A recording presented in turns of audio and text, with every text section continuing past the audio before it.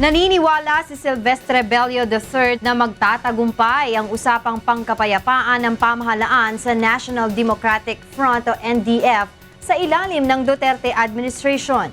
Ito ang balita ni Nel Maribuhok.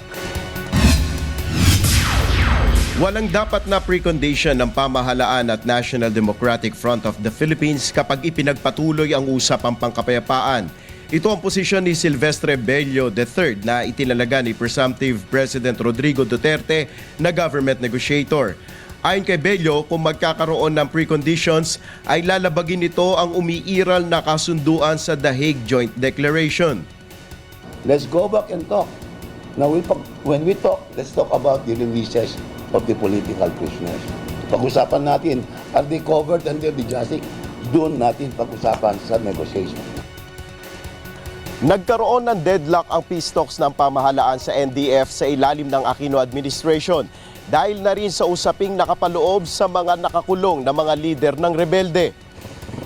Hinihiling ng NDF na palayain ang kanilang mga miyembro na tumatayo ring kanilang peace consultants. Ayon kay Bello, hindi gaanong magiging mahirap na ipagpatuloy ang usapang pangkapayapaan sa ilalim ng Duterte administration.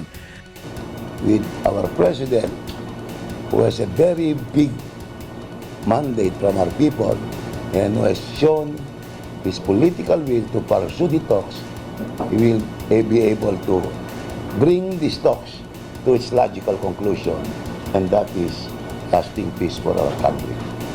Si Bello ay mahigit 11 taon na ring tumutulong sa peace process. Bahagi si Bello ng pagbalangkas sa 1995 Joint Agreement on Safety and Immunity Guarantees o JASIG noong panahon ni Pangulong Fidel Ramos.